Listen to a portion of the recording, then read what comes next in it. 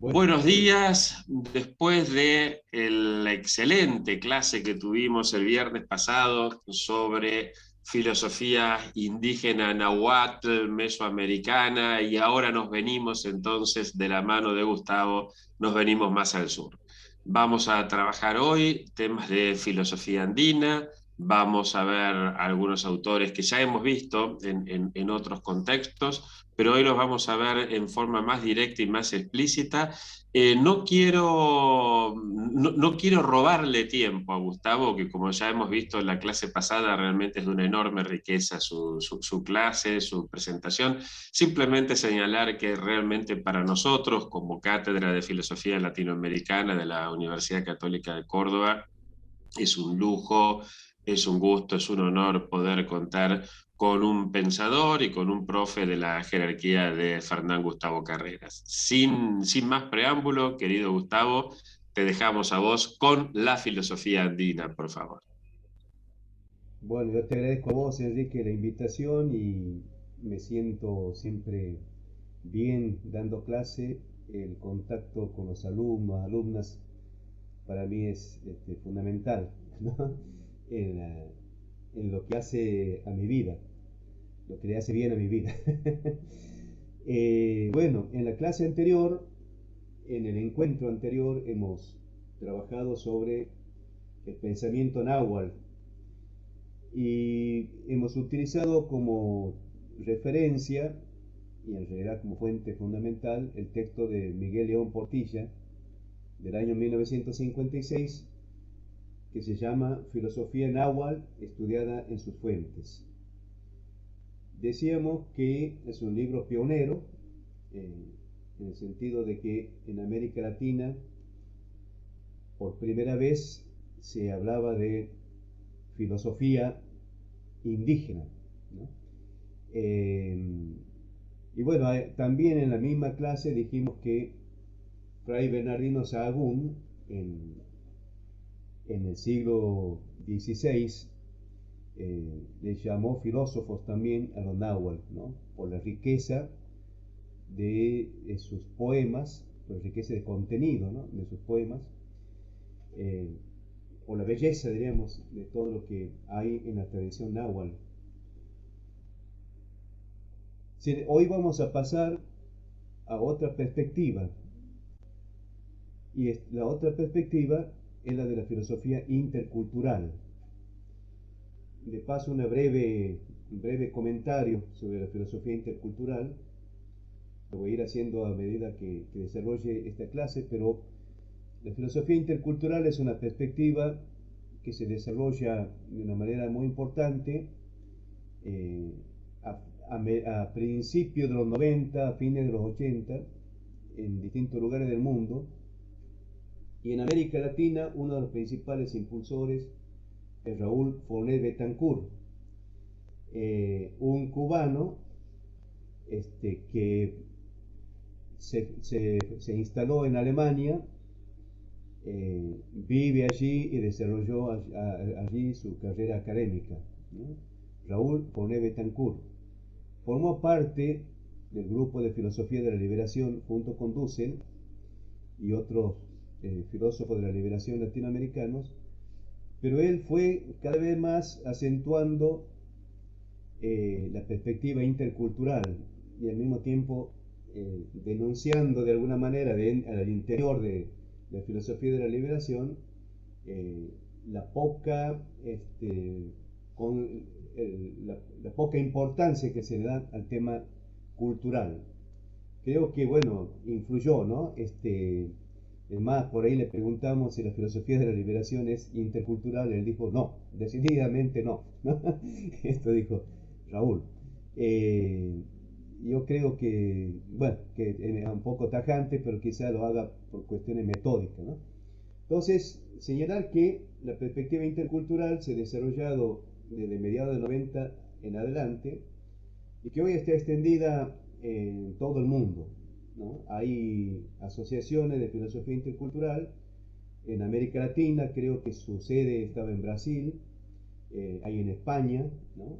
En Madrid, en la India, en África, en distintos lugares del mundo, en Alemania, ¿no?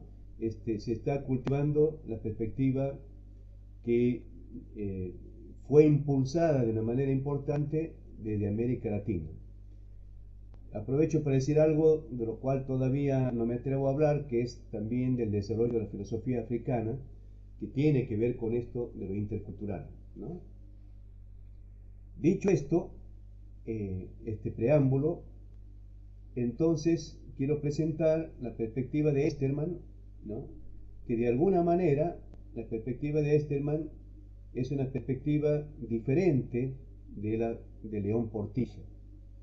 ¿Por qué digo que es diferente desde un punto de vista filosófico? No es que Esterman no valore a León Portilla, al contrario, ¿no?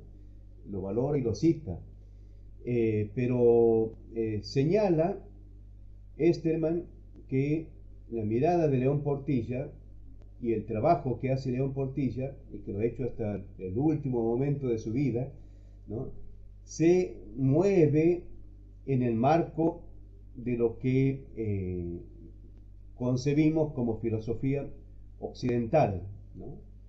O sea, como que para ser filosofía, digamos, los requisitos que se necesitan son requisitos de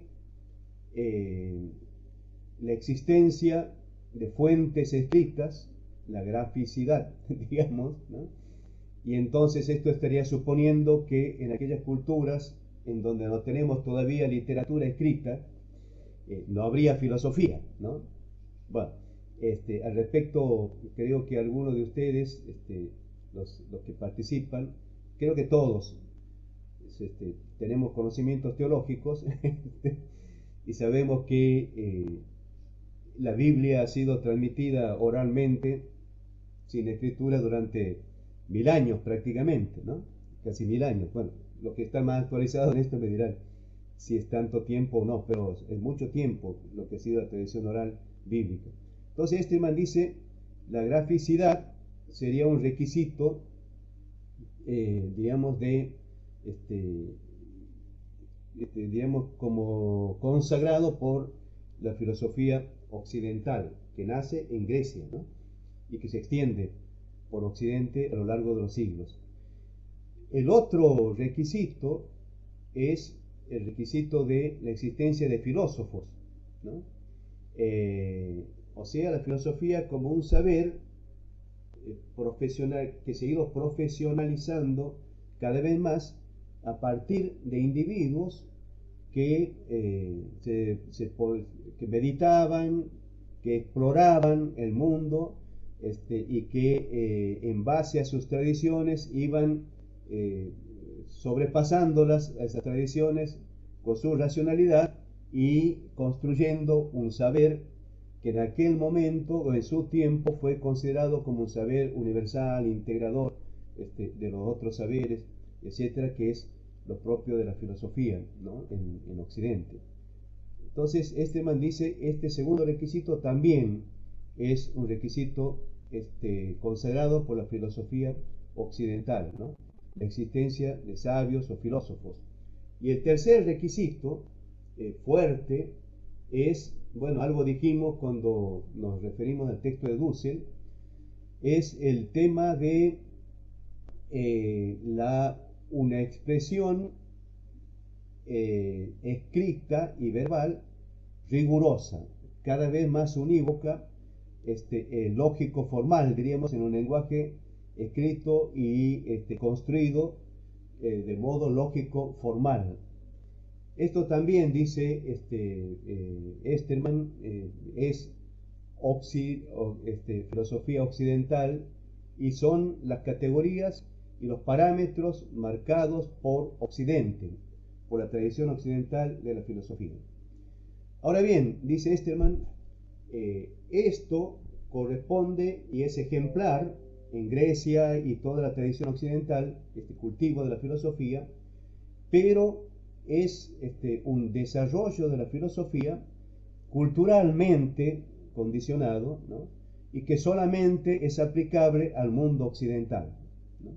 O sea, si nosotros nos atenemos a estas categorías o a estos requisitos del saber filosófico, bueno, a eso hay que agregarle la sistematicidad, la coherencia y todo lo demás que en Occidente se ha ido desarrollando. Eso es aplicable solamente a Occidente. Y entonces, cuando nosotros consagramos estos requisitos, estamos constituyendo a Occidente y a la cultura greco-latina que se ha extendido y se ha desarrollado en Occidente, le estamos considerando como una especie de supercultura, ¿no? Las otras culturas que no tienen que no cumplen con todos estos requisitos, entonces no habrían producido filosofía. Y esto es lo que la filosofía intercultural va a discutir. Y esto es lo que Esterman va a intentar mostrar que es una perspectiva equivocada, ¿no? Bueno, voy a tratar de sintetizar algunos momentos, ¿no?, de la reflexión de Esterman discutiendo esta perspectiva y luego aplicar a lo que sería la filosofía andina. Bueno, Esterman plantea que la filosofía se dice de muchas maneras, ¿no?, apelando a lo que decía Aristóteles del ser. El ser se dice de muchas maneras. Bueno, Esterman dice la filosofía se dice de muchas maneras, ¿no? Y hace un recorrido por la historia de la filosofía occidental y va mostrando cómo en un comienzo la filosofía tenía algunos caracteres que se han ido dibujando y perdiendo con el tiempo, ¿no? Todo el tema de el amor a la sabiduría, y que Levinas lo traduce como sabiduría del amor, ¿no?, implicaba un saber que no solamente era una búsqueda racional, sino una búsqueda apasionada, ¿no?, de la verdad, ¿no? Este apasionamiento, esta búsqueda, digamos, afectiva también de la sabiduría, dice se fue perdiendo con el tiempo a medida que la filosofía se ha ido construyendo como sistema, como a partir de los grandes filósofos, ¿no? Desde Platón en adelante, digamos, ¿no?, esta característica se fue perdiendo, esto de unir razón y afectividad, hasta llegar a la modernidad, en donde la filosofía se va constituyendo con el modelo de ciencia estricta, ¿no?, y se va, todo esto sabemos por los estudios, ustedes saben más que yo de todo esto, y va perdiendo toda una serie de características que tenía la filosofía en sus comienzos, ¿no? Si uno compara lo que es la filosofía moderna con algunas expresiones de la filosofía antigua, encuentra que son dos cosas totalmente diferentes, y sin embargo son filosofía. Y dentro de la modernidad misma, y lo que sigue después de la modernidad, la contemporaneidad de la filosofía, digamos, la filosofía se va desprendiendo de núcleos fundamentales de su saber, como es la antropología, como es la historia, como es la lógica, ¿no?, y se van emancipando y constituyéndose en ciencia. Esto es lo que dice Esterman, y cada vez más la filosofía se va transformando en filosofía de la filosofía, ¿no?, en historia de la filosofía, ¿no? Y al mismo tiempo se producen tantas diversidades de perspectivas filosóficas que si uno habla con un lógico analítico y le pregunta de la metafísica, va a decir esto no es filosofía. Y si habla con un metafísico contemporáneo y le pregunta de la filosofía analítica, va a decir esto no es filosofía. Entonces Esterman dice que es muy difícil, ¿no?, clarificar esto de qué es filosofía, ¿no?, en la concepción occidental. O sea, como que casi diríamos que hay tantas filosofías como corrientes filosóficas y filósofos hay, ¿no?, de alguna manera, ¿no? Bueno, leyendo, cuando dijo esto Esterman y he leído todo esto, me he ido al diccionario filosófico de Ferrater Mora, y Ferrater Mora concluye algo muy parecido, ¿no? Todavía no estamos de acuerdo en decir que es filosofía. O sea, no hay una sola manera de enfocar. Bueno, es muy discutible y no lo vamos a discutir aquí. Y entonces Esterman plantea la superación postmoderna de la filosofía, en donde hace una serie de críticas radicales a la racionalidad occidental, pero dice Esterman, también la posmodernidad se sigue o sigue superando a la tradición occidental dentro de los presupuestos de la tradición occidental.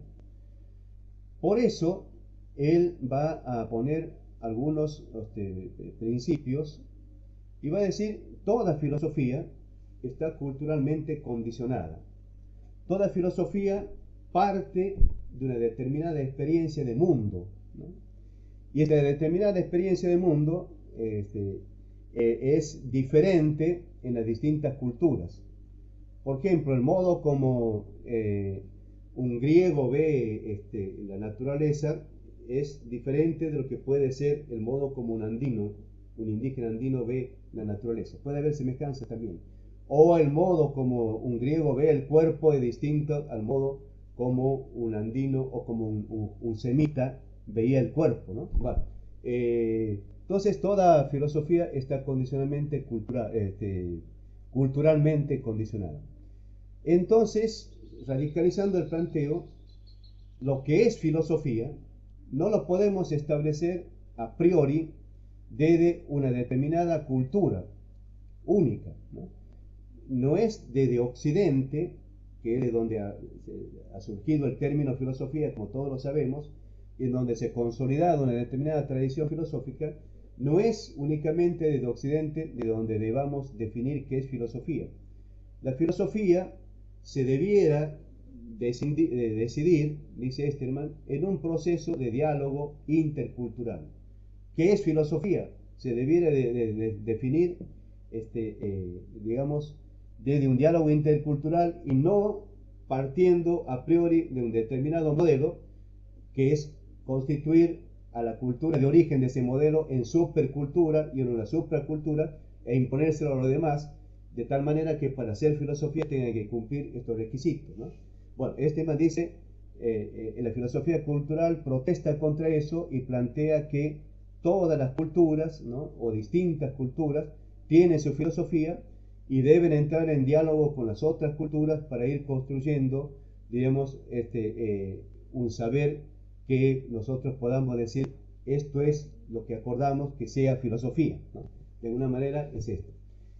Él hace ahí una interesante reflexión sobre la relación entre cultura y filosofía, ¿no? Y aplica, para clarificar, este teólogo, los debates de la cristología de los primeros siglos. ¿Se acuerdan del docetismo, que decía que Cristo era verdadero Dios con apariencia humana, ¿no? Y el adopcionismo, que decía, no, Cristo es humano, ¿no?, que adoptado por Dios, pero es un humano que no llega a ser Dios, ¿no? Bueno, Esterman dice, esto sería que la filosofía es una esencia, eso sería el docetismo, que no está incontaminada con la cultura, con la humanidad, ¿no?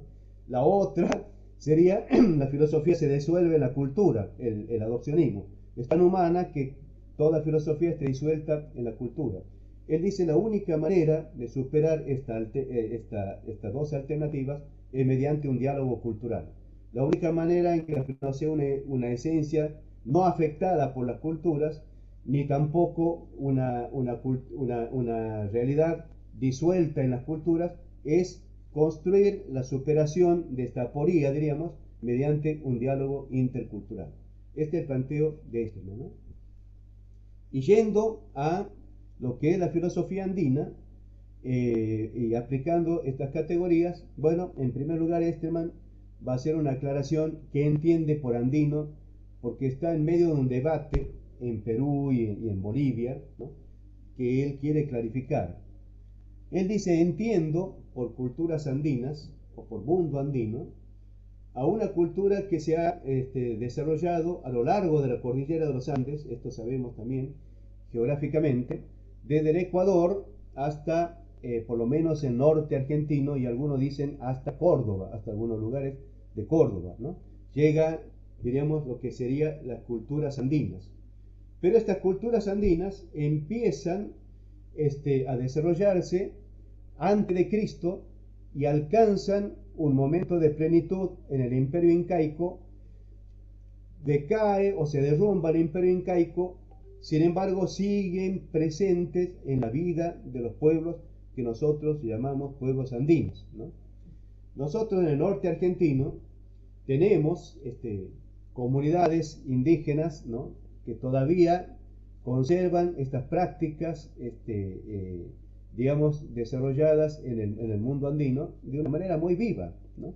No solamente las comunidades indígenas, sino también en algunas sociedades ya mestizas, como son las culturas criollas del noroeste argentino, del norte argentino y del Chaco también, tenemos prácticas que todavía tienen que ver con lo que han sido las tradiciones andinas, ¿no? Entonces, no confundir, dice Esterman, su planteo de filosofía andina con lo que sería una filosofía incaica.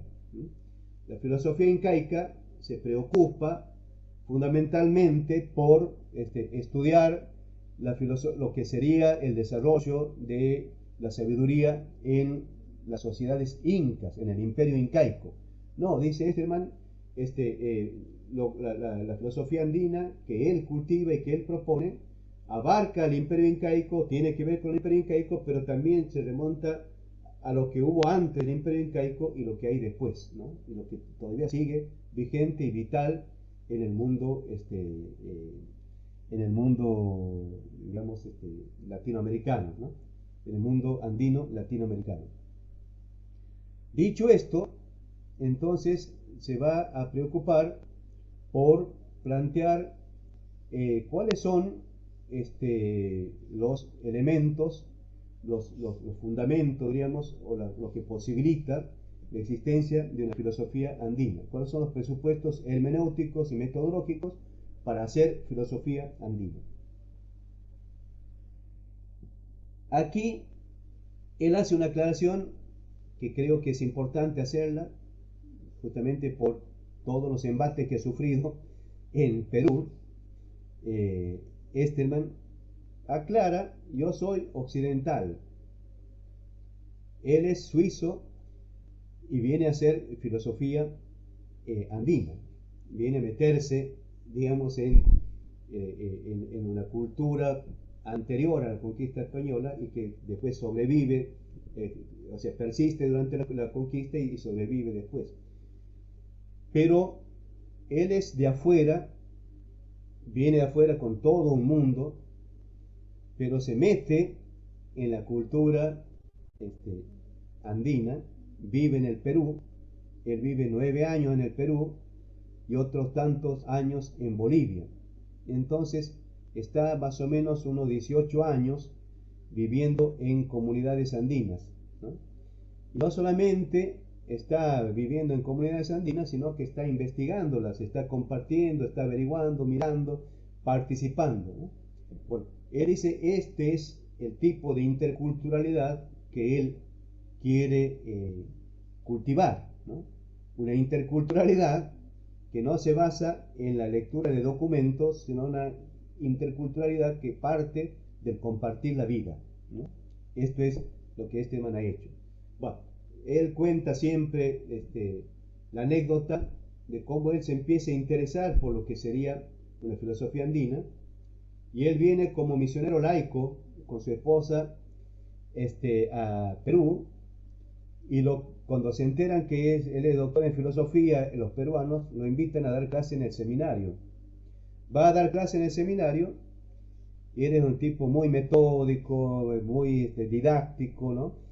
Y se daba cuenta que a los alumnos, a los estudiantes indígenas, no les llegaba, no le hacía mella, ¿no?, lo que él daba. Había como un muro, ¿no?, de incomunicación entre ellos, ¿no?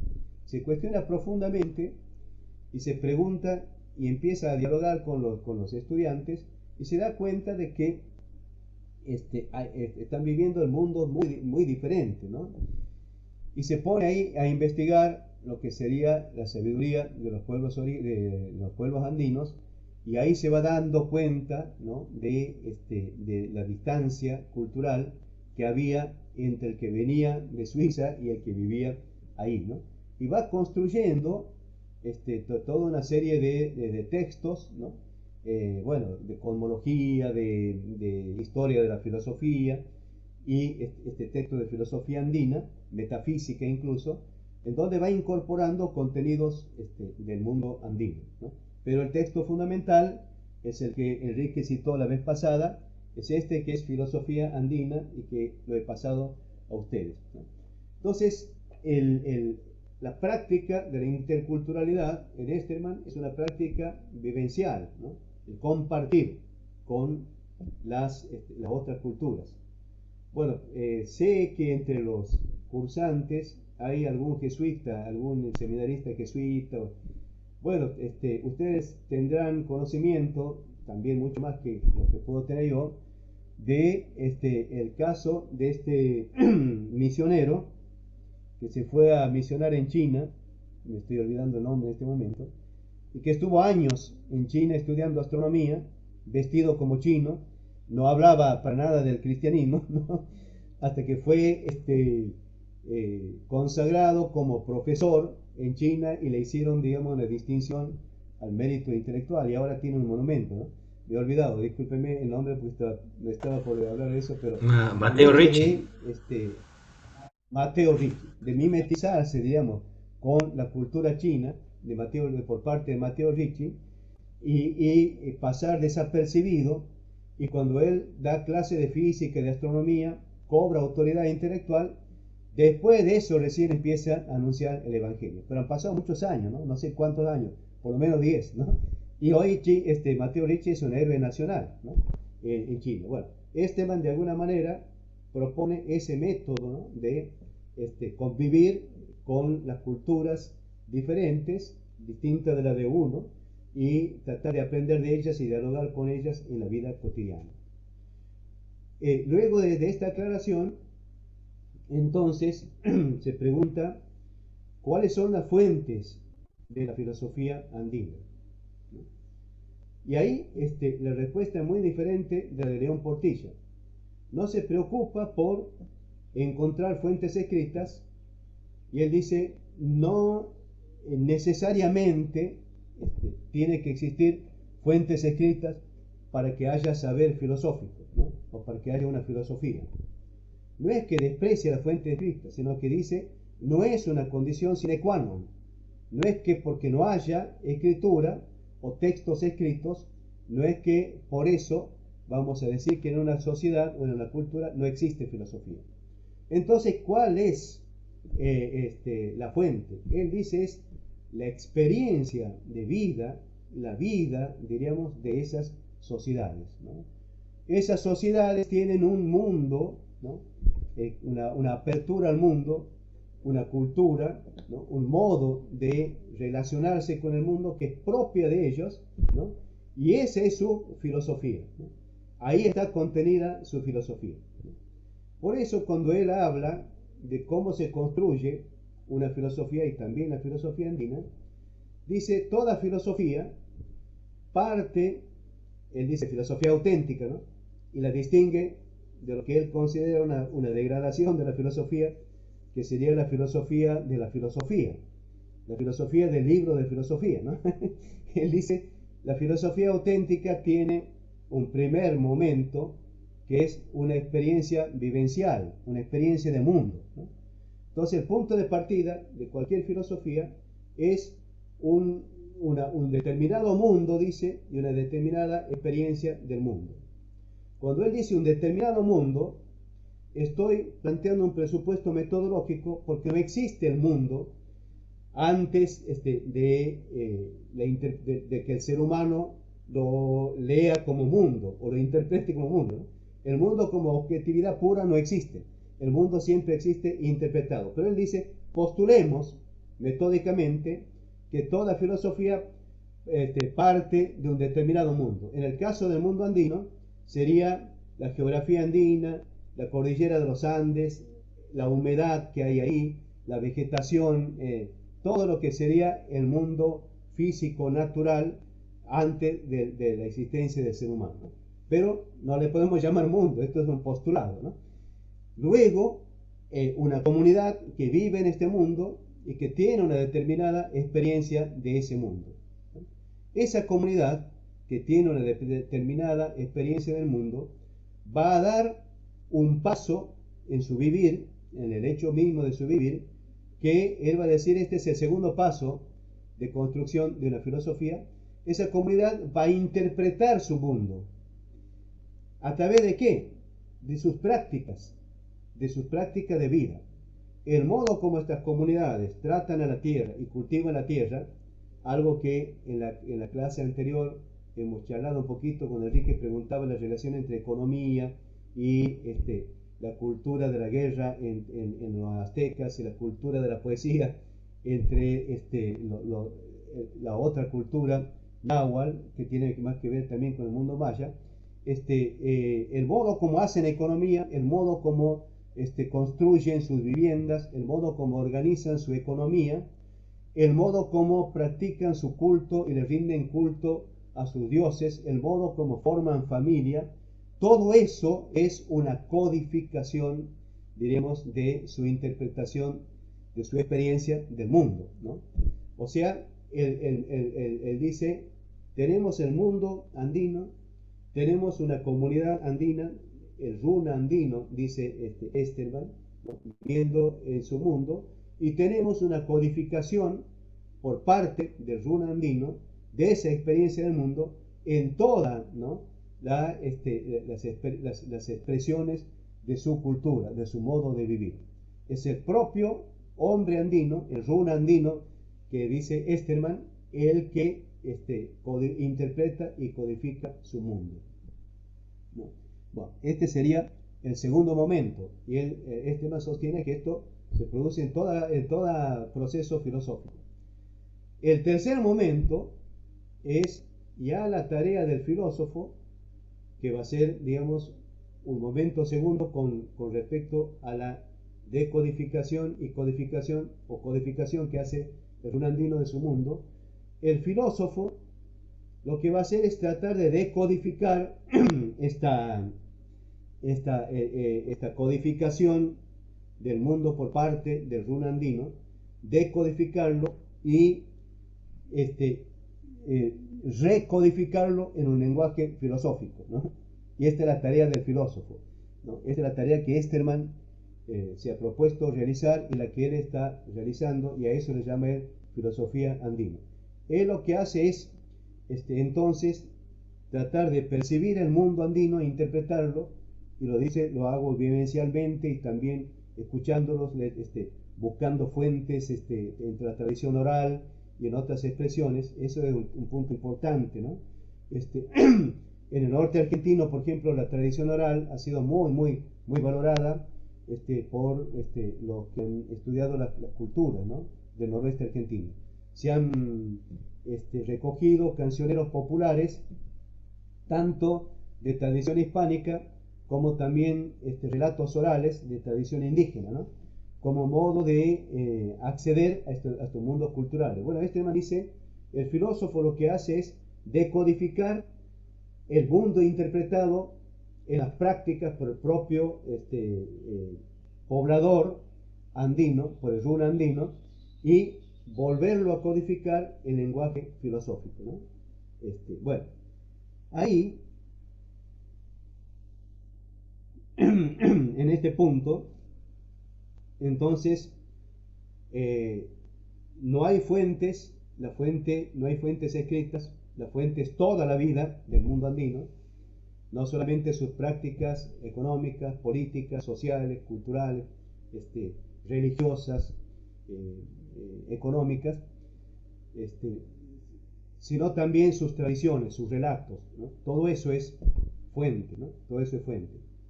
¿Y el sujeto andino quién es? ¿Cuál es el sujeto filosófico? Es el propio pueblo andino, ¿no? No es un filósofo individual, ¿no? Y en esto, man va a destacar que el individuo no existe prácticamente en las comunidades andinas, sino que más bien existe el andino concebido como parte de una comunidad. Cuando alguien le pregunta quién sos vos, no dice yo soy Juan Pérez o soy Gustavo Carreras, sino dice soy un andino, soy del pueblo Aymara, o soy del pueblo maya o soy del pueblo, no, esto estoy mezclando. Soy del pueblo quechua o soy del pueblo aymara o de los múltiples, de los miles de pueblos que hay, ¿no?, en las comunidades andinas. No se dice su nombre en primer lugar, sino primero el carácter de pertenencia a un pueblo y después su persona, ¿no? Bueno, entonces, ¿cómo va a trabajar, ¿no?, el filósofo? ¿Qué tarea se va ¿cuál es la tarea del filósofo? Bueno, tratar de interpretar todo eso como el mundo andino como una especie de lenguaje escrito en conductas, en prácticas, en arquitectura, en arte, ¿no? Y esto sería, diríamos, un modo de acceder a este mundo, es lo que llamaríamos la semiopraxis, ¿no?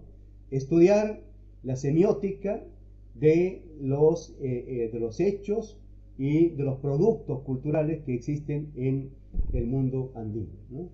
Y entonces el esfuerzo del filósofo va a ser, digamos, decodificar, ¿no?, esa filosofía contenida en esas prácticas y volverlo a codificar en un lenguaje filosófico. Y el esfuerzo permanente, dice Esteban, en esa tarea de diálogo intercultural, es encontrar lo que él llama equivalentes homeomórficos, ¿no?, entre los términos que se usan en el mundo occidental y lo que se usa en el mundo andino. Por eso todo lo que Esteban ha ido construyendo, ¿no?, ha ido construyendo buscando términos que equivalgan, ¿no?, y que de alguna manera tengan una equivalencia, aunque sea relativa, a los términos que usa la filosofía occidental.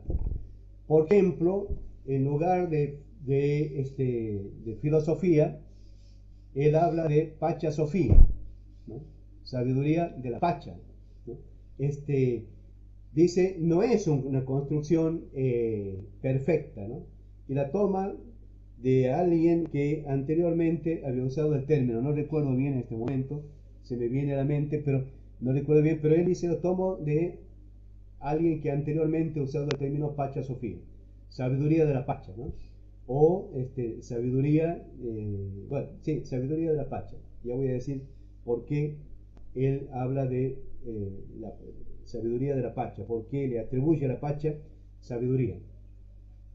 Él dice, no es una equivalencia perfecta, ¿no?, pero tampoco la palabra filosofía tiene un equivalente exacto en el mundo andino, ¿no?, pero es lo que más se parece, ¿no?, lo que más se parece a lo que la palabra sabiduría es lo que más se parece a lo que en el mundo andino representaría o significaría esto que nosotros entendemos por sabiduría. Por eso construye lo que es la Pachasofía.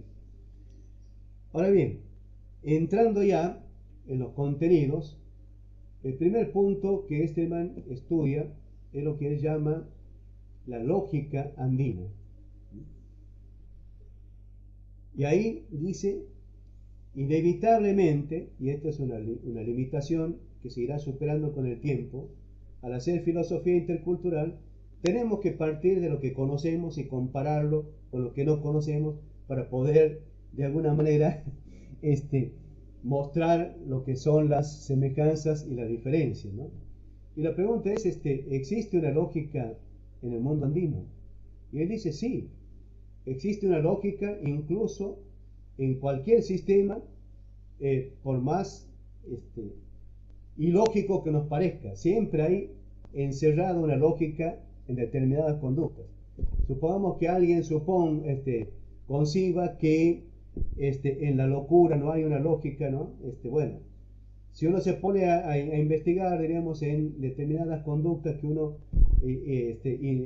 caracteriza como lo que puede ser locura o desajuste mental, va a encontrar seguramente en las distintas expresiones de la locura una lógica interna, ¿no? Va a poder encontrar cómo hay una conexión entre conductas y conductas, ¿no?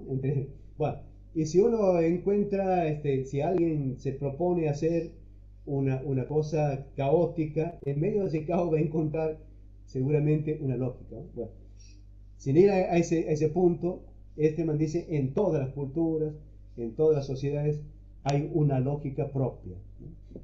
Y entonces para discernir cuál es la lógica andina, parte de la concepción occidental o de los presupuestos occidentales filosóficos fundamentales, ¿no? Lo escuchaba Enrique el otro día que hablaba de que uno de los presupuestos de la filosofía occidental fundamentales es el concepto de sustancia. Bueno, man sostiene lo mismo, o sea, también lo conoce Kush, man, así que no es tan diferente. Entonces, el principio, uno de los principios fundamentales de la filosofía, de la metafísica y de la lógica occidental es el concepto de sustancia. Substante es el ser que subsiste en sí mismo, ¿no? Y este concepto de sustancia le permite a la filosofía occidental distinguir lo substante de lo que es accidental, ¿no? Y entonces el accidente es lo que no tiene en sí mismo un principio de subsistencia, sino que para existir tiene que subsistir en una sustancia. El accidente inhiere en la sustancia. Esto es lo que nos enseñaban en nuestra filosofía, en nuestra lógica y en nuestra metafísica. Y entonces, bueno, los accidentes de la sustancia son numerosos, ¿no? Esto ya lo saben, el árbol de Porfirio, que se ha estudiado en lógica, ¿no? Bueno, el accidente de tamaño, de forma, de figura, de color, de cualidad, de cantidad, etcétera, son accidentes de la sustancia.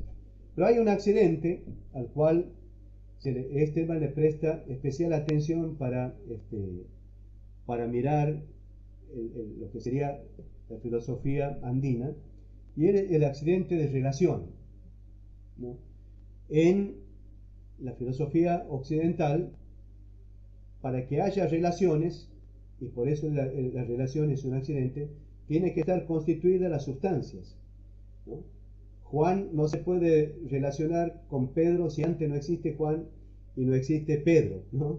Solamente pueden entrar en relación si previamente se han constituido como Juan y como Pedro, o existen como Juan o como Pedro. Yo no me puedo relacionar con esta cámara que a veces me juega una mala pasada y me pone patas para arriba, o a veces se me apaga y no me hace ver, ¿no? Si no está primero constituida la cámara y no estoy constituido yo como persona. O sea, la relación es un accidente que sobreviene a dos sustancias constituidas. Es un accidente, digamos, que está condicionado a la existencia de las sustancias. Y entonces Esterman va a sostener que en el mundo andino esto no es así. Lo que percibe el hombre andino, primero, es las interrelaciones. Entonces Esterman dice, no existe primero la sustancia. Lo que primero aparece en la cultura andina es la interrelación. No existen entidades que no sean parte de un entramado de relaciones. Esto sería dicho negativamente. No hay ningún ser, no hay ningún ente que no forme parte de una red de relaciones, de un entramado de relaciones. Todo está íntimamente relacionado. Esto dicho negativamente. Y positivamente es lo que acabo de decir. Todo está interrelacionado, ¿no? No existen seres aislados, ¿no? La sustancia aislada no existe, ¿no? Existen seres en un entramado de relaciones, en un mundo de relaciones, ¿no? Esto es lo que se va a desarrollar en lo que Esterman llama su Pacha Sofía, ¿no? La Pacha Sofía. ¿Por qué habla de Pacha Sofía? Y aquí una de las cuestiones que él va a plantear es la cuestión de que la palabra pacha es una palabra polisémica de una riqueza enorme en el mundo andino. Él dice, no encuentro otra palabra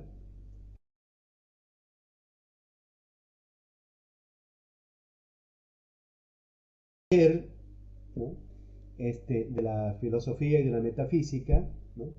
Y también podemos encontrar una equivalencia con la palabra logos, ¿no? Pero pacha significa espacio, pacha significa tiempo, pacha significa pasado, significa futuro, pacha significa el mundo de arriba, pacha. Pacha significa el mundo en donde nosotros estamos parados, y pacha significa el mundo, el submundo, el inframundo, ¿no? Todo eso está englobado por la palabra pacha: pasado, presente, futuro, el antes, el después, ¿no? El presente, ¿no? Lo de arriba, lo de abajo, lo de la tierra, ¿no? La tierra, todo eso es pacha, ¿no? Bueno, él releva por lo menos 16 significados de la palabra pacha, pero estoy en condiciones de especificarlo, y creo que, bueno, leyéndolo en el texto ustedes tienen todo ese análisis, ¿no?, de los distintos significados de la palabra pacha, pero es una palabra polisémica, ¿no? Por eso él habla de pacha Sofía, porque todo está en la pacha, ¿no? Bien. Ahora bien, esta lógica andina se expresa y se explicita en una serie de principios, ¿no? En primer lugar, él habla, bueno, él ha ido oscilando, ¿no?, ahora lo pone como principio a este aspecto de la filosofía andina, que es la concepción de un tiempo cíclico, ¿no? El tiempo para el hombre andino o para el mundo andino es ciclos, ¿no?, que se repiten. Digamos, la historia es una serie de ciclos que se repiten, ¿no?, y que se vuelve al principio y se constituye el mundo, se destruye, como hablábamos, en el mundo náhuatl, y se reconstituye y se vuelve a la estabilidad, ¿no? Una experiencia que me tocó interesante, conversando con un pastor en un curso que hicimos en Brasil. A mí me tocaba dictarlo a esta parte del curso, y el pastor era uno de los alumnos, un pastor metodista. Justo era el tiempo en que asume la presidencia Evo Morales, y salimos a caminar, porque a mí me gusta caminar por lo menos 2 horas por día, y salimos a caminar con el pastor boliviano, y le pregunté, che, ¿cómo lo ven a Evo Morales? Y me dice, para nosotros Evo Morales es el cumplimiento de una profecía. Evo Morales ya estaba anunciado, ¿no? La conquista española ha sido un momento de destrucción, diríamos, del mundo andino, de opresión, pero se anunciaba que iba a venir un liberador, ¿no? Y este liberador, ellos lo han ido interpretando y asimilando a la figura de Evo Morales, ¿no? Bueno, esto quiere decir el mundo como ciclo, ¿no? Pero dentro de esta concepción del tiempo y dentro de esta concepción del mundo,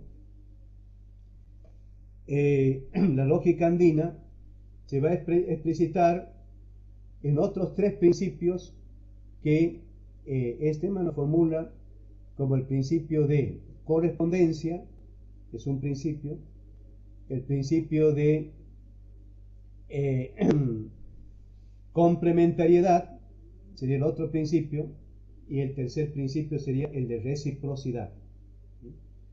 Bien, a los efectos de hacerlo más didáctico al planteo, yo les había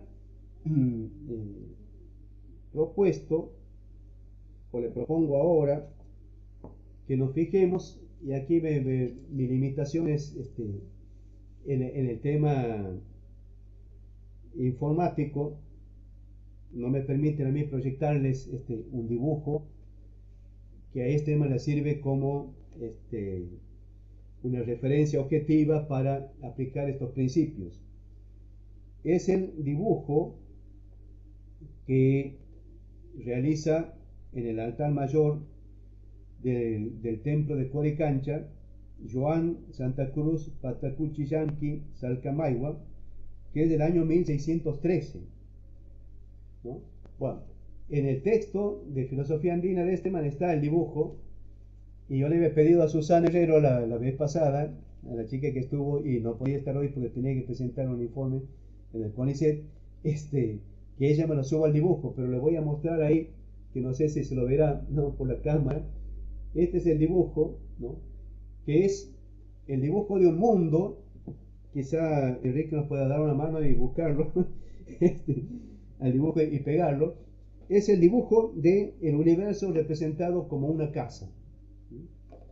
Imaginemos una casa con techo a dos aguas, que es el dibujo de Joan Santa Cruz Pachacutillanqui de Salcamayhua, ¿no? Y dentro de este dibujo, bueno, Esterman traza, digamos, metodológicamente ejes cartesianos. Dice, esto no hace ni se le ha ocurrido a la gente del mundo andino trazar ejes cartesianos en ningún dibujo ni en ninguna parte. Pero él lo hace metódicamente para distinguir lo que está arriba, lo que está abajo, lo que está a la izquierda y lo que está a la derecha. Bueno. Una de las cuestiones que señala Esterman es que dentro de este dibujo, que representa el mundo o la totalidad, en la parte de arriba, en la parte superior, está dibujado un gran huevo, un huevo cósmico, ¿no?, que Pachacuti lo interpreta como la divinidad, ¿no? Bueno, él dice, después, esto va a ser como una cristianización, porque Pachacuti es un hombre cristiano, Pachacutillanqui es un cristiano, es una divinización de las divinidades que ellos concebían en el mundo andino. Pero lo que observa Esterman es que esta divinidad está puesta dentro del mundo, no está puesta fuera del mundo. Nosotros los cristianos distinguimos el mundo, digamos, lo trascendente de lo inmanente, ¿no? Y uno de los misterios, decía Romano Guardini, es concebir un mundo que sea totalmente trascendente, ¿no?, de una realidad, ¿no?, un ser que sea totalmente trascendente y que no sea parte de este mundo, y que a la vez sea causante de este mundo. Bueno, esta es la dificultad, y eso le llamamos Dios, ¿no? Bueno, en el dibujo está, digamos, este huevo cósmico dibujado en la parte de arriba, y como que fuese la divinidad incluida dentro del mundo. La divinidad es inmanente al mundo. Bien, entonces dentro de esta cuestión del arriba y el abajo estaría el principio de el principio de correspondencia, la relación que rige las relaciones del mundo de arriba con el mundo de abajo.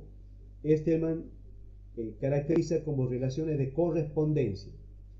Todo lo que ocurre en el macrocosmos ocurre también en el microcosmos de la vida cotidiana. Si ustedes van, seguramente han ido a el Machu Picchu, van a encontrar construcciones maravillosas, ¿no?, indígenas, que tienen una cantidad enorme de misterios, como el hecho de trasladar piedra de varias toneladas de 20 kilómetros de distancias a ese lugar para construir un templo, y interpretan qué es ese templo, por qué esas distribuciones, diríamos, del templo y de las otras construcciones alrededor.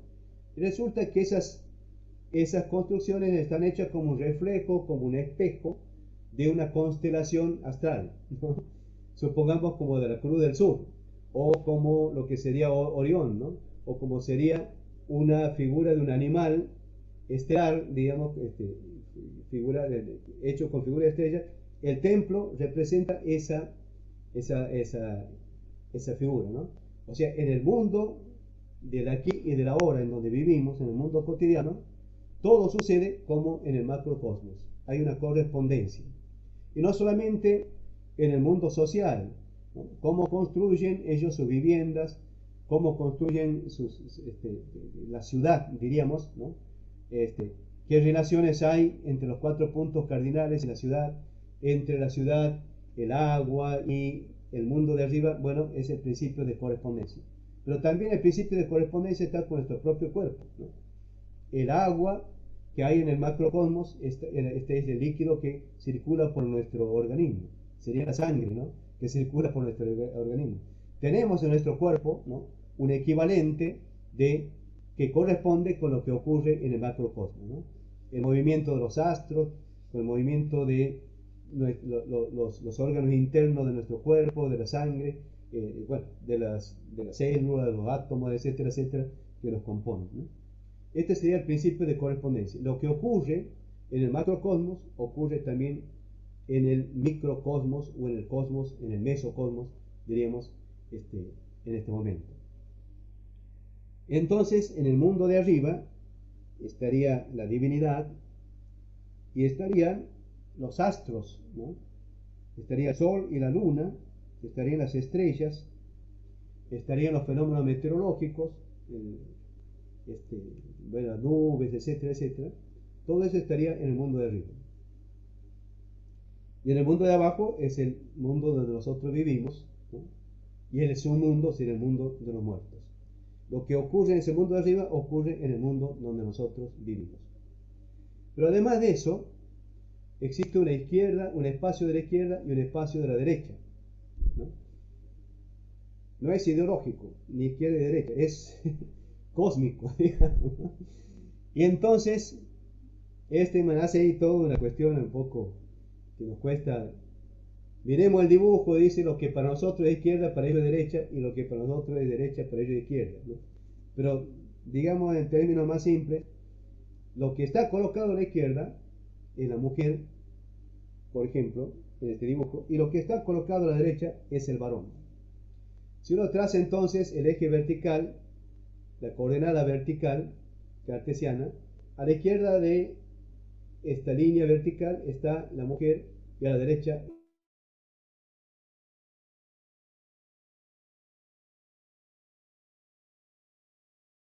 y así de arriba para abajo todos los seres, las entidades que están a la izquierda y a la derecha sostienen entre ellos una serie de relaciones que están signadas por el principio de complementariedad. Varón y mujer no existen como sustancias aisladas, sino como realidades complementarias, ¿no? Y me pone un ejemplo muy lindo, ¿no? Y es que cuando un aymara se casa, va a contraer matrimonio, dice, ahora me hago persona, como que la complementación de la mujer y el varón hacen al ser humano persona, ¿no? Lo hacen la realidad total, ¿no? Y así, bueno, hace falta la luna y el sol, hace falta lo que está a la izquierda y a la derecha, todo como relaciones que no son antípodas, sino que son opuestos complementarios.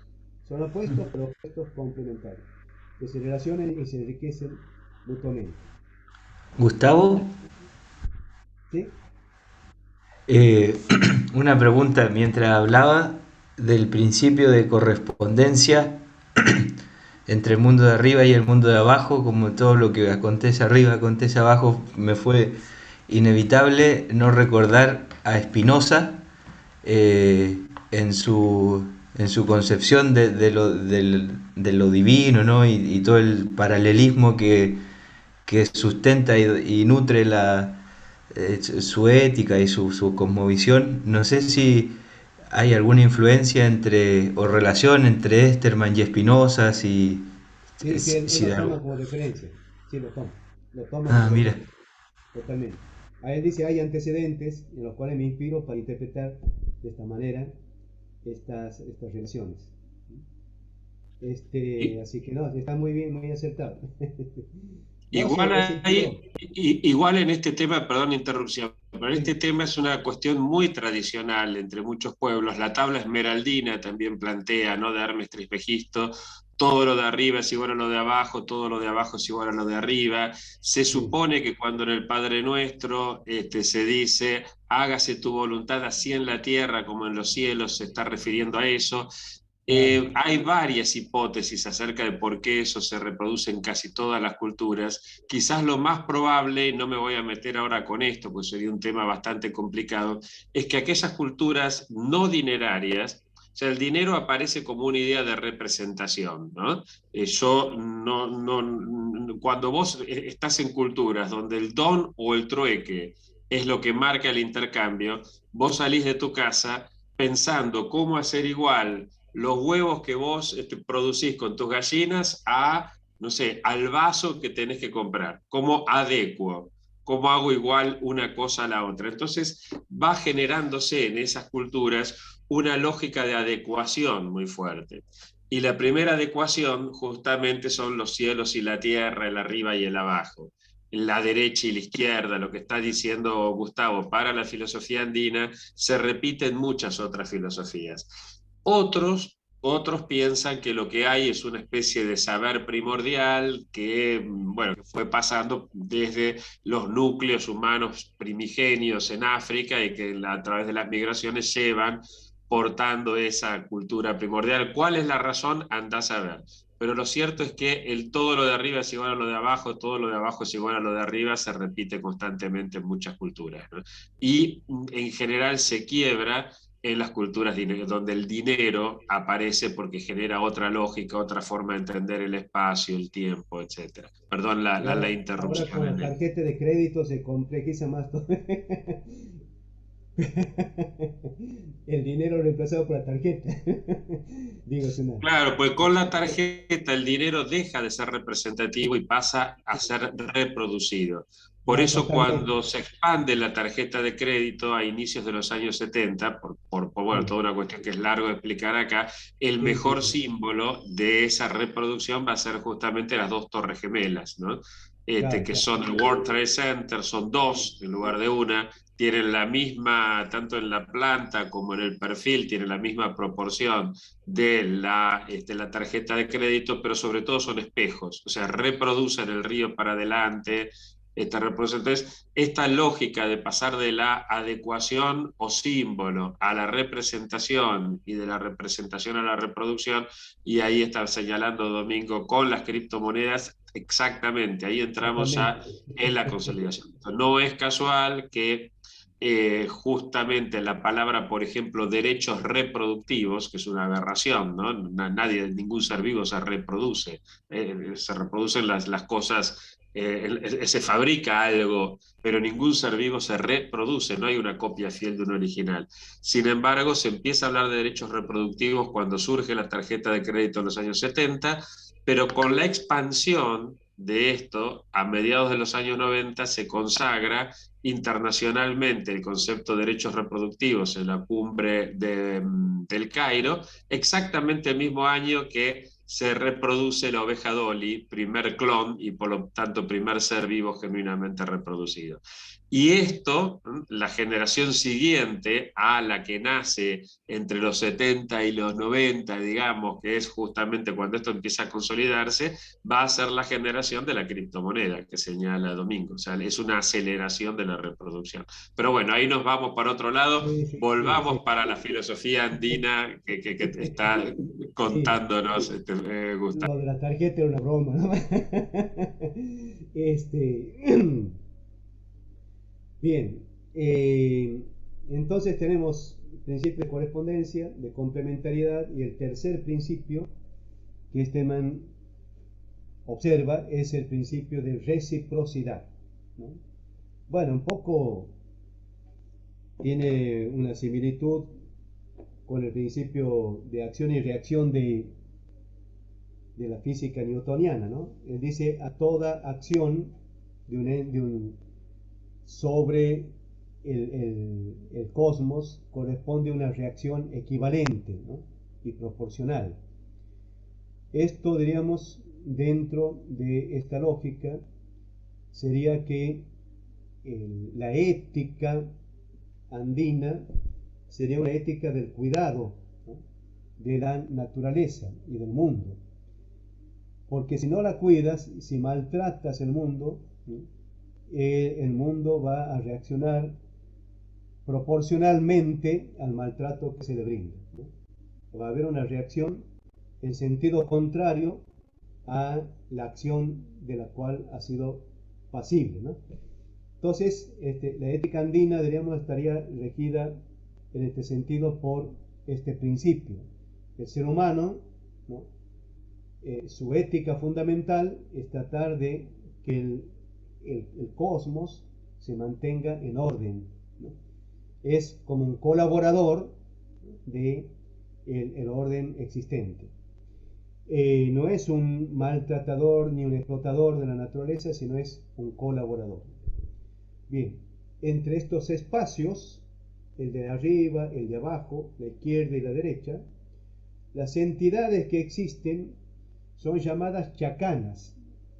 Y chakana significa mediador o mediación. Entonces las chakanas entre el mundo de arriba y el mundo de abajo serían, por ejemplo, los pájaros, ¿no? Que conectan el mundo de arriba con el mundo de abajo. Fenómenos meteorológicos como la lluvia, ¿no? Que caen también son chakanas, ¿no? O el rayo. La relación de complementariedad entre la lluvia y la tierra sería que la lluvia que fecunda la tierra produce frutos. Bueno, todas estas cuestiones, ¿no? Están presentes en este mundo de interrelaciones, pero hay una chakana fundamental que está representada con la cruz, ¿no?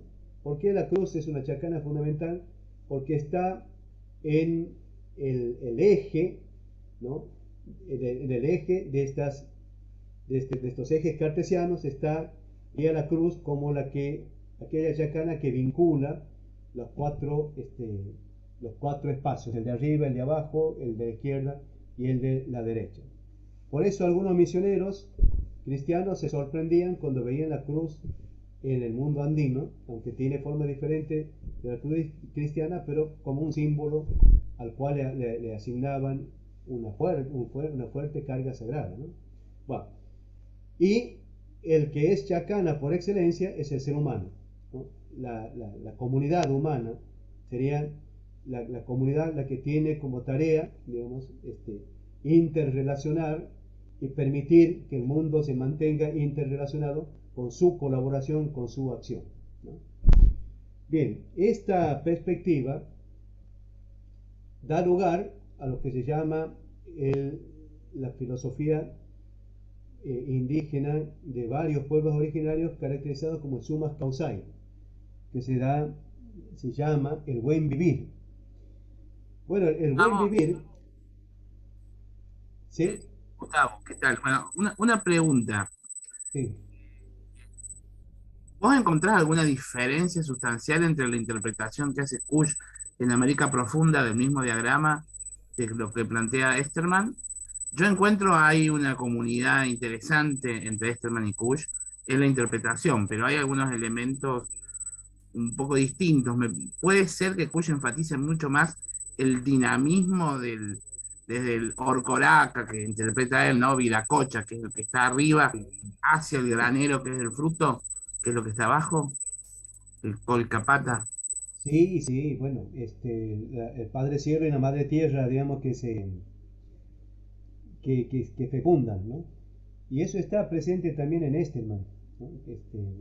Él se basa mucho en Kush, sí lo siente permanentemente, por lo menos cuando dicta sus clases, ¿no? Aquí en Santiago lo hemos tenido 15 días,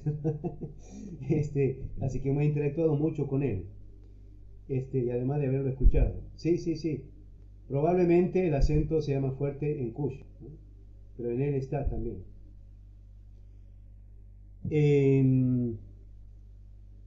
Entonces, volviendo al tema de Summa Causai, digamos, el Summa Causai ha sido asumido como una filosofía de distintos pueblos originarios que con distintas palabras hacen referencia al mismo concepto que se traduce como buen vivir, ¿no? Uno de los representantes ecuatorianos de la filosofía del buen vivir es Alberto Acosta, que ha sido diputado y convencional constituyente de la reforma de la Constitución del Ecuador.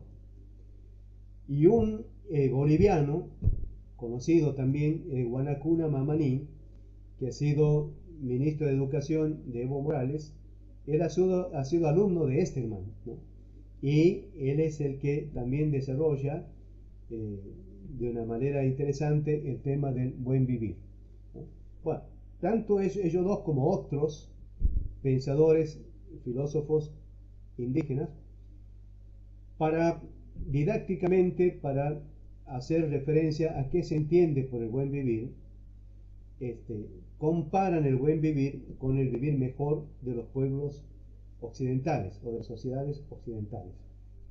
Entonces, el vivir mejor occidental tiene como presupuesto la propiedad privada y el acceso a la propiedad privada, ¿no?, por parte de los individuos, y un acceso que consiste en apropiarse de una manera casi ilimitada. Bueno, en esto hay que distinguir el liberalismo clásico o el capitalismo clásico de lo que sería el neoliberalismo. No identifico el liberalismo con capitalismo, ¿no? Estoy hablando de un capitalismo clásico, el de Adam Smith, y el actual, diríamos, de el neoliberalismo. Ellos sí le ponían límites al acceso a la propiedad, aunque mínimos, pero algún límite le ponían. Hoy prácticamente no hay límites. Entonces, vivir mejor en Occidente es individuos que se apropian cada vez más de bienes que consideran necesarios para estar mejor. Entonces, cuanto más tengo, más mejor estoy. Eso es vivir mejor. Y la vida, dicen estos pensadores, se transforma en una carrera por adquirir propiedades, por adquirir bienes materiales. Y en esta carrera por adquirir bienes materiales se produce la competencia entre unos y otros por el acceso a los mismos bienes materiales. Bueno, esto sabemos por la teoría clásica de Smith, en donde, digamos, el ser humano es un ser egoísta que busca apropiarse de lo máximo posible para estar bien, y que en la medida en que se deja llevar por estas inclinaciones y por estas apetencias, una mano invisible hace que se construya el bien de la sociedad. O sea, que los egoísmos confluyan, llevados por esta mano invisible, en prosperidad para la sociedad. ¿Por qué? Porque en la medida que busque producir más, voy a competir con el otro que produce lo mismo que yo. De ser un carnicero que estaría, ya tranquilo con lo que lo produce, si se me pone un carnicero al frente, bueno, voy a tratar de mejorar mi carnicería, y así sucesivamente hasta llegar a ser un gran competidor en el rubro carne. Y si el otro es fabricante de artefactos, bueno, también va a competir con los otros hasta vencerlo al otro y imponerse en la competencia. Bueno, este sería el mundo del vivir mejor occidental, que trae gravísimas consecuencias y hoy denunciada, digamos, mundialmente, incluso por la encíclica Laudato Si, como que el capitalismo mundial, con esta lógica, ha caído en dos males insalvables o dos aporías insolucionables dentro del capitalismo, que es la pobreza extrema junto a la concentración de riquezas. Sabemos que el 93% de la riqueza del mundo está concentrado en el 20% de la población mundial, ¿no? Y que las 20 fortunas más grandes del mundo tienen el equivalente al 50% de la riqueza del mundo. Bueno, este es, digamos, consecuencia de este capitalismo. Y el otro mal insalvable dentro de este sistema capitalista sería la destrucción ambiental. Tal es así que el Papa dice: estamos caminando hacia el precipicio, ¿no?, en la encíclica Laudato Si. Bueno, para diferenciar de esto, el buen vivir, distinto del vivir mejor de los pueblos originarios, no se basa en la propiedad privada. No existe propiedad privada. En el mundo, diríamos, de los pueblos, en esta filosofía de los pueblos originarios, no existe la propiedad privada. Se vive accediendo comunitariamente a los bienes, ¿no? Y los bienes son bienes que sirven para vivir, son básicos para la vida, pero no son, digamos, fundamentales para la felicidad, ¿no? Con lo que sirve para nutrirse, alimentarse y para vestirse, etcétera, para cobijarse. Con esto le basta, diríamos, ¿no? a los pueblos andinos o a la filosofía andina y le bastaba a los pueblos antiguos, diríamos, para estar bien. Entonces, al no haber propiedad privada, no hay ni ricos ni hay pobres. Todos somos iguales, ¿no? En esto consistiría el bien vivir. Pero una acotación más, y esto es muy importante. Dentro de lo que se concibe como comunidad, Guanacuni Mamani dice, la comunidad no es solo la población. La comunidad es el río. La comunidad es las plantas. La comunidad son los pájaros. La comunidad es la montaña, ¿no? Todo esto es comunidad, es la tierra, ¿no? Bueno, esto es, digamos,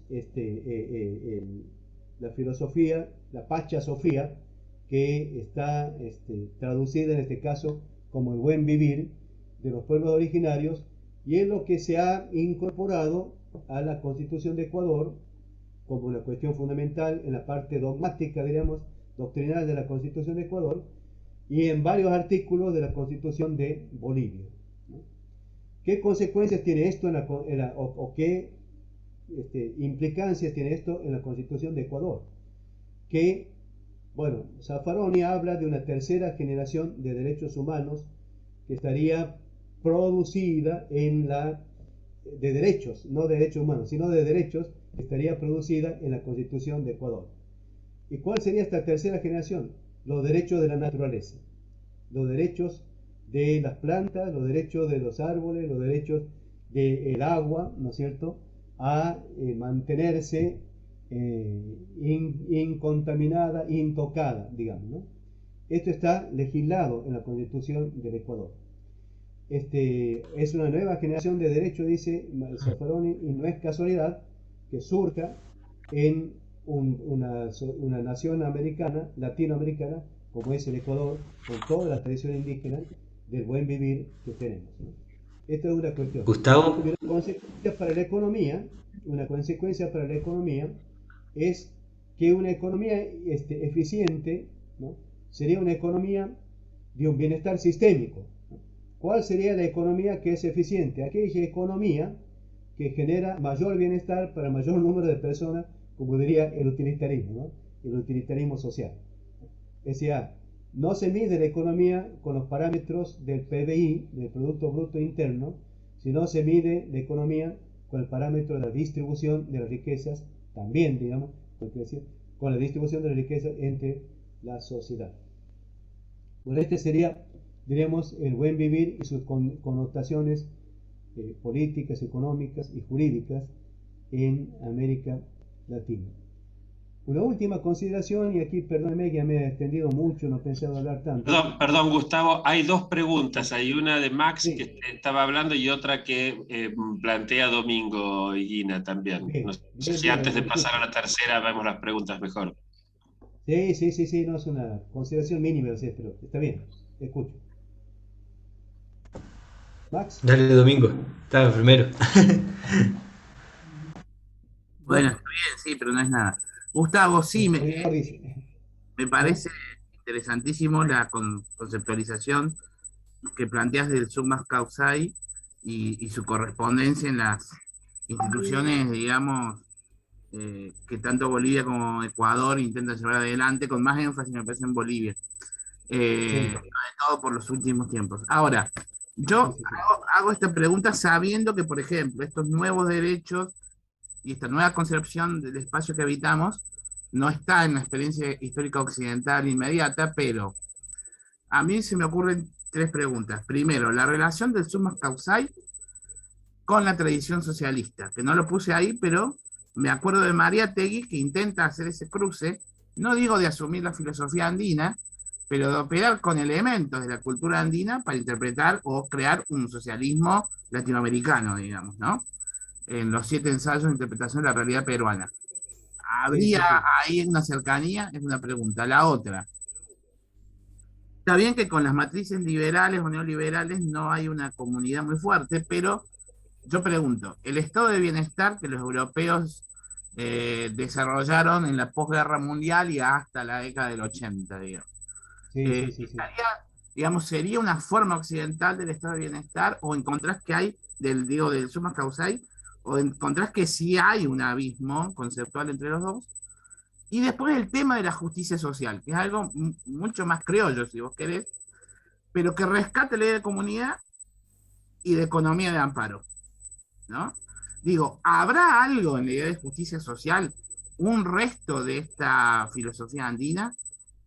Este, entendido como concepción del sujeto político general, no porque el que, qué sé yo, que no digo que esté en el pensamiento de Perón, pero sí en la concepción en torno a la justicia social que se desarrolló a lo largo de la segunda mitad del siglo XX en Argentina, y tal como fue percibida, ¿no? Ese Estado que protege, que promueve, que ampara, y que al mismo tiempo tiene que ver con una comunidad entendida como organizada, etcétera. Sabemos las peripecias políticas, pero ahí habría también alguna familiaridad entre esta idea. ¿Te parece? Hay como un resto de ese Sí, buen... yo creo que por lo menos hay compatibilidades, ¿no? Y es un tema, son tres preguntas muy interesantes para trabajarlas, ¿no? Serían objeto de un congreso como para llevar adelante. Pero con respecto a lo de Mariátegui, en cierto ensayo de interpretación peruana que me ha parecido fantástico, él se inspira mucho en los pueblos incaicos, ¿no? Él habla de las comunidades incaicas como una especie de presupuesto social, cultural, histórico para lo que podría ser un socialismo latinoamericano o un marxismo latinoamericano, ¿no? Como empalma esa tradición, empalma perfectamente con lo que sería un marxismo latinoamericano. Sin embargo, tanto Guanacuna Mamani como Alberto Acosta, quizás ellos tendrían que, yo concuerdo con vos, ¿no? En eso, ellos tendrían que matizar quizás sus perspectivas. Ellos tratan de distinguirse también del marxismo. ¿Por qué? Porque dicen que el marxismo pasa de la propiedad privada a la propiedad colectiva, poniendo énfasis en la propiedad, ¿no? Como que hay como que lo material, ¿no? Sería una cuestión imprescindible para la felicidad, para el vivir mejor, ¿no? Y ellos dicen, no, lo material es parte, pero aquí hay tampoco es cuestión de explotar la naturaleza y sacarle riqueza, sino es cuestión de vivir en medio de la naturaleza. El ser humano es parte de la naturaleza, y esto es la cuestión económica, ¿no? La economía es parte del medio ambiente, y no el medio ambiente no sería una especie de componente del sistema económico. No sería, diríamos, la materia prima, sino que las relaciones económicas y todo el sistema económico sería parte de la economía mayor todavía, que sería la economía del medio ambiente, de la naturaleza, ¿no? Esto es lo que enfatizan tanto Guanacuna Mamani como Alberto Acosta. Es más, ellos dicen ni el capitalismo ni el marxismo se identifican con el buen vivir, aunque el marxismo tiene más cercanía, ¿no? Eso sí lo plantea. Con respecto al tema del peronismo, bueno, aquí yo me identifico con esa perspectiva. Seguramente vamos a encontrar, y del estado de bienestar, muchos puntos en contacto y mucha compatibilidad, ¿no? Pero también hay que hacerle una vuelta de tuerca, y en ese sentido al peronismo, digamos, poder pensar un sistema económico que no se base en la depredación de la naturaleza. Por ejemplo, en Santiago del Estero nosotros, con la situación provincial, somos en el país una de las provincias que tiene mayor producción de soja. Después de la Pampa Húmeda, que son tres provincias, creo que Buenos Aires, Córdoba, Santa Fe, Santiago del Estero estaría en cuarto lugar, ¿no?, de exportación de soja. Estaría en cuarto o en quinto, no estoy seguro. y es la principal fuente de ingresos económicos para la provincia de Santiago del Estero. Sin embargo, la producción de soja destruye la tierra en la que se realiza la explotación, contamina la tierra, acapara territorios grandes, expulsa campesinos de su territorio, los manda a las periferias de las ciudades, contamina el medio ambiente de las pequeñas poblaciones que están ahí con agrotóxicos. Y entonces hay un estudio económico de dos economistas salteñas que son madre e hijo, y le ponen precio a la destrucción del medio ambiente. Y hacen una serie de estadísticas, estudios con cálculos proporcionados por la metodología de estudios de una economía ambiental. Y me acuerdo la cifra de Santiago. En el año 1917, supongamos, Santiago del Estero tuvo una ganancia por las producciones genéticamente modificadas, que serían la soja, el trigo, el girasol, de 11.000 millones de dólares. Las pérdidas ambientales en Santiago del Estero en ese mismo año equivalen a 22.000 millones de dólares. Medidas en pérdidas del ecosistema, medidas en pérdida de lo que sería, hablábamos el rato con Enrique de la cuestión de la Amazonia y del Gran Chaco, cómo la destrucción de los bosques está destruyendo un bioma imprescindible para la salud o de la oxigenación del planeta. Bueno, eso me parece que todavía tendríamos que traducir un estado de bienestar que no se apoye o que deje de depender tanto, pues sabemos que es difícil por el contexto internacional, ¿no? Además, estaba escuchando por ahí comentarista económico decía, esta es una oportunidad, la guerra de Ucrania es una oportunidad para salir de la crisis económica en Argentina porque tenemos la posibilidad de exportar más. Bueno, todas estas cuestiones de no pensar el mundo como algo que es un sistema que tiene que estar en equilibrio y en donde todos tenemos derecho al buen vivir, ¿no? Bueno, te digo estos matices como para repensar también nuestro peronismo, ¿no? Es como la discusión de William Cook con aquí con los peronistas locales, ¿no? Con García Márquez, no me acuerdo con qué escritor en este momento, pero repensar todo esto me parece muy importante. Y en esa línea de repensar, quería hacer referencia a la cuestión del desarrollo, ya que hemos tocado esto. En el norte y todavía en los medios de comunicación se les llama a ciertas comunidades, se les llama, estos son vagos, indolentes, no se mueven, ¿no? Rico Fernández hizo un estudio, y esto vamos a desarrollar después quizá el pensamiento de Rico Fernández, quizá el 20 de mayo, junto con Alejandro y la Susana Herrero.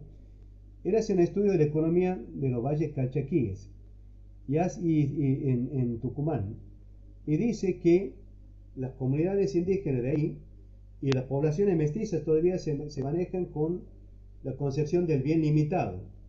¿Y qué es el bien limitado? Digo, el bien, bueno, como los monjes, ¿no? San Benito había establecido que los monjes tienen que vivir de su trabajo, pero producir lo necesario para la vida y no más. No apropiarse de más de lo necesario para la vida. Un poco eso es la economía del bien limitado, ¿no? Que usar de los bienes que te proporciona el medio ambiente para vivir, y no más de eso, no acumular. Esta sería la economía del bien limitado.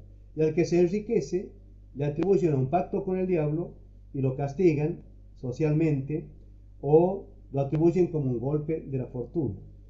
Pero esta concepción de la economía de bien limitado choca profundamente con la concepción del desarrollo que tenemos los occidentales y con los planes de desarrollo que se impulsan desde el Estado. Se va allá y se plantea la necesidad de arar los campos, sembrar, bueno, todas estas cuestiones que no son agroecológicas, digamos, ¿no? Y que el campesino a ellos es como que se los pasa por encima, ¿no? Y no es que son gente vaga, sino que tienen una relación con la naturaleza más armónica, ¿no? Que respeta más los ritmos naturales, disfruta más, ¿no? del medio ambiente y vive mejor en ese medio ambiente, ¿no? Bueno, esta era la digresión que quería hacer hace rato cuando vinieron las preguntas. Bueno, Max, no sé si Domingo tiene algún otro comentario. Es interesantísimo lo que has planteado y te lo propongo por un congreso, para un próximo encuentro. Sí, no, tengo un montón pero no, dejemos a Max, porque si no, monopolizamos, pero muchas gracias. Gracias, Gustavo. Sí. Eh,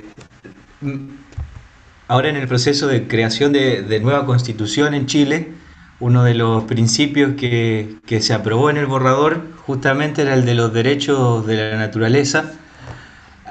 Busqué ahora cómo lo formularon, pero me parece interesante y conecto después con la pregunta de Domingo porque el artículo 23 que está ahí para ser aprobado, ¿no? Dice: el Estado protege la biodiversidad debiendo preservar, conservar y restaurar el hábitat de las especies nativas silvestres en tal cantidad y distribución que sostenga adecuadamente la viabilidad de sus poblaciones y asegure las condiciones para su supervivencia y no extinción.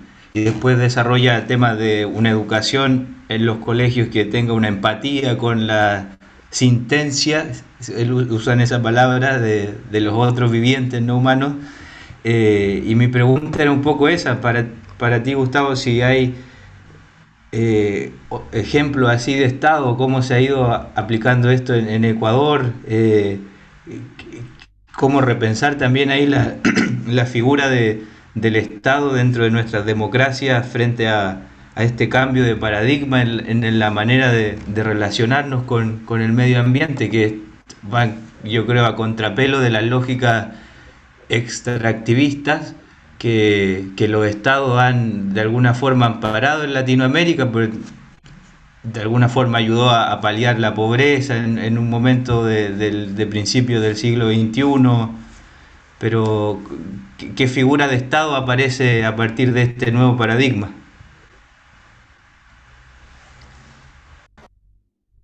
Bueno, en primer lugar, en Ecuador la lucha de los pueblos originarios ha sido muy intensa y muy larga, ¿no? A mí me llamó la atención, yo estuve en Ecuador hace un poco más de 10 años atrás y en el lugar donde me alojaba, no recuerdo bien si era en un convento o algo así, porque era un encuentro eclesial, ¿no? Me impresionó la bibliografía que había de grupos indígenas, ¿no? Y todo el trabajo sobre el medioambientalismo y todo, ¿no? Y sobre lo que hoy llamaríamos ecología integral también, ¿no? Hay una lucha larga, y más dentro de las reuniones que teníamos ahí, yo estaba como asesor de comunidad eclesial de base en el tema social y político, la conciencia política que tenían los militantes de comunidad de base o los participantes de comunidades de base en Ecuador, ¿no? Esto creo que es lo que le da el sustento a el gobierno de Correa y la posibilidad, digamos, de incorporar esta en la perspectiva del buen vivir en la constitución ecuatoriana. Sin embargo, el zarandeo del retorno del neoliberalismo en América Latina ha desdibujado lo que es el proceso que se estaba viviendo en Ecuador. Se ha retrocedido años, ¿no? Hace 2 años atrás, antes de la pandemia, tuve un grupo de alumnos ecuatorianos en la Universidad de Santiago y ellos traían toda la cuestión del buen vivir, pero inevitablemente decían: lamentablemente el presidente actual está destruyendo todo lo que se había conquistado anteriormente.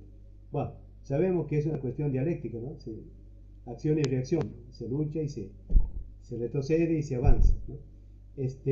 Bueno, esto está pasando también en toda América Latina. De alguna manera sabemos esto, los ciclos, digamos, los aires frescos de gobiernos de izquierda latinoamericana, diríamos, los sociales, los populares en América Latina, después el retroceso a la derechización que todavía está, y también una especie de retorno de nuevos gobiernos sociales como el de Chile, el de Perú, que está muy, digamos, zarandeado, el de Bolivia, el de Argentina, con todas las dificultades que tenemos, ¿no? El Papa habla de un cambio cultural. Yo creo y apuesto a eso, ¿no? Y sigo pensando en un cambio cultural. creo que se avanza, en eso no podemos, no soy pesimista, sí se avanza, pero hasta que todavía no encontremos, ¿no? Digamos, en la cuestión de la producción, en la cuestión de el desarrollo, un modelo de desarrollo que sea agroecológico o que tenga en cuenta, digamos, que el desarrollo tiene que ser no a contrapelo de la naturaleza, sino en armonía con la naturaleza. Creo que de que no haya una mentalidad así, me parece que siempre vamos a estar con cuestiones insatisfactorias. Pero bueno, si avanzamos, creo que si avanzamos. A mí me parece que esta discusión, perdón que intervenga, es interesante y es central para pensar nuestra contemporaneidad en tanto pensadores de América Latina, porque creo que hay tensiones inherentes a estas discusiones que nos cuesta resolver, ¿no? Y me paro en un lugar, porque siempre hay que pararse en un lugar de alguien que, si bien vive en América y porta estas múltiples tradiciones culturales que portamos todos, fue formado por el sistema educativo occidental y estudió en una universidad que tiene una matriz muy clara. Así que no puedo dejar de pensar, por ejemplo, que todavía tenemos que desarrollar o que plantear o superar el desafío de cómo generamos este tipo de economía de amparo que hablabas vos, Gustavo, esta vez no para decenas de miles o cientos de miles, sino para cientos de millones, digamos, ¿no? Claro. ¿Cómo logramos alejar definitivamente el fantasma del hambre? No porque no lo haya ahora, sino porque en el modelo este que tenemos que construir no debería haber más hambre, ¿no? Y yo pienso, opciones, por ejemplo, agroecológicas, ¿sostendrán esto? Digamos, ¿sostendrán el alimento para cientos de millones? Es una pregunta que yo creo que atravesó las experiencias de Ecuador y Bolivia, porque yo me acuerdo muy bien la tensión sobre la explotación petrolera, ¿no? Y Correa decía, estoy sentado sobre un mar de petróleo y tengo población pobre, no puedo ignorar que tengo petróleo. Seguro, seguro. En el caso me acuerdo que el comienzo de los cuestionamientos a Evo Morales fue cuando decidió hacer la carretera sobre el Tibnis, ¿no? Sobre el parque Isidoro Secure, y le saltaron un montón de comunidades, campesinos e indígenas, a cuestionarlo, que después, bueno, sobre eso se sumó la idea del autonomismo, es decir, estas comunidades se autogobiernan, qué sé yo, y cuestionando al Estado plurinacional, que es un gran hallazgo teórico y político, me parece, para nuestra América. Y ahí generó una tensión que llevó a Morales, no digo a perder popularidad, pero ciertamente lo puso en retirada o a la defensa, claro, y eso permitió el golpe. A mí me parece que son cuestiones importantes. La experiencia chilena es fundamental, pero como decía Enrique Dominami, Chile viene de ser, perdón la expresión, pero lo dijo Enrique Dominami, la Corea del Norte del capitalismo, digamos, ¿no?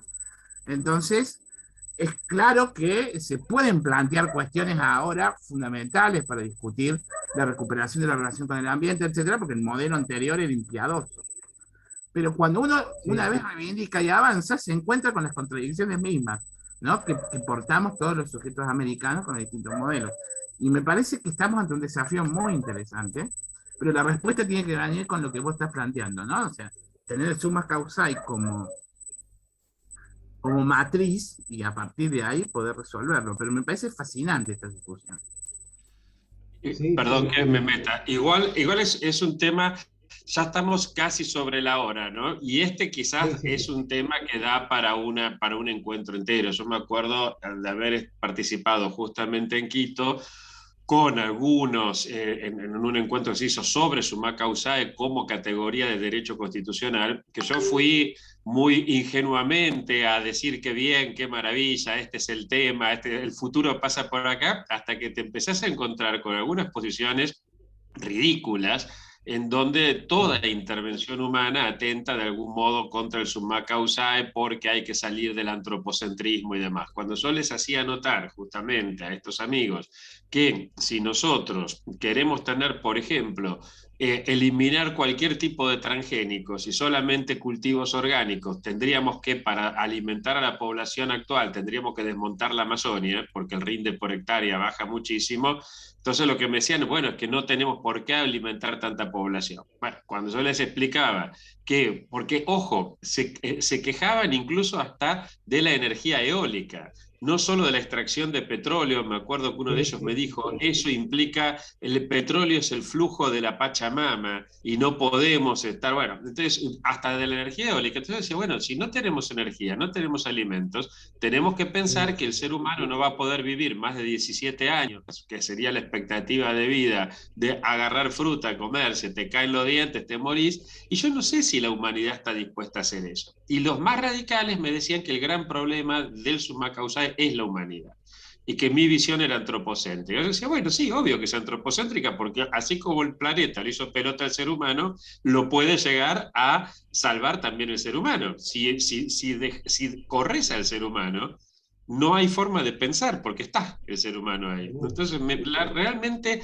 esto del summa causae, eso perdí mi ingenuidad, o si querés incluso mi virginidad, en aquel encuentro de Ecuador, donde dije, ojo, que esto que yo al principio adherí como a la respuesta, depende cómo se interprete. La editorial Siccus sacó un libro bastante gordo, que lo tengo por ahí en la biblioteca, justamente de autores que plantean esta posición radical del summa causae, que además Sí, no sí, se no, de puede... acuerdo, totalmente de acuerdo, totalmente de acuerdo.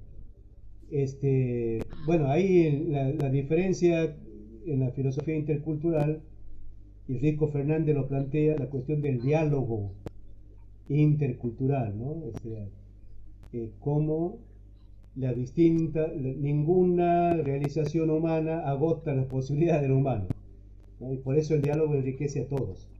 Y ahí me parece el diálogo entre la cultura del libro, dice Gaspar, y la cultura de los saberes populares, como esto de el bien limitado. Bueno, ahí es donde se va a producir el equilibrio, un enriquecimiento del modo de vivir y del modo de pensar y de construir sociedad que sea equilibrado, ¿no? Pero parece que hay que fortalecer al sujeto oprimido, al sujeto que no habla porque no lo han dejado hablar y cree que no puede hablar, ¿no? Bueno, ese es el tema del... Bueno, ahí nos vamos a otro tema, pero bueno, ahí paramos. Creo que ha sido interesante este encuentro, por lo menos para mí, y nos seguimos viendo de mi parte. Bueno, realmente da para mucho más, efectivamente, y además has disparado, ya se me iban ocurriendo varios temas para otros ulteriores encuentros, ¿no? Bueno, por supuesto, no sé si Domingo, Max, Adalberto, Flor y Lautaro, obviamente también aún sin cámara, si quieren preguntar algo, tenemos 5 minutitos más todavía. Y si no, vamos agradeciendo muchísimo a Gustavo. A ver, alguien está escribiendo algo acá. No, sí, muy apasionante, pone Max. Coincido contigo. Realmente son temas, has traído a colación temas fascinantes, querido Gustavo. Por supuesto, veremos cómo hacer para invitarte, abusando de tu generosidad, para que vuelvas a estar en otra de las clases de este seminario. Y si no, además, la ventaja de ser poquitos es que podemos también volver a encontrarnos en otro momento fuera incluso de este ciclo, como para poder seguir aprovechando y aprendiendo juntos.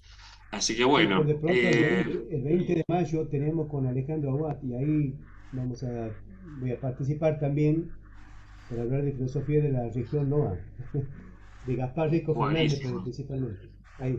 Buenísimo. Así que bueno, realmente un lujo poder contar con vos. Vamos a contar el 13 de mayo con Mario Casalla, vamos a contar también con Alejandro Aguad, así que viene muy lindo esto.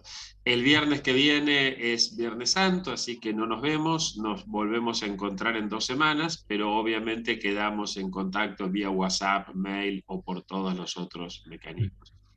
Si no queda ninguna otra cuestión. Sí, Max. Sí, no, quería compartirle, nada que ver, pero encontré el otro día en un blog así de poesía una poeta contemporánea de expresión náhuatl, me acordé de la clase, se llama Mayahuel Chuani. El poema me pareció muy lindo, con conexiones que podían tener también aquí en Argentina, sobre todo con la abuela de Plaza de Mayo. Le leo el poema que me encantó. La abuela reza en silencio para no ser señalada por los ojos del diablo. Llora quedito para sus adentros, concentrada en la oscuridad de su angustia.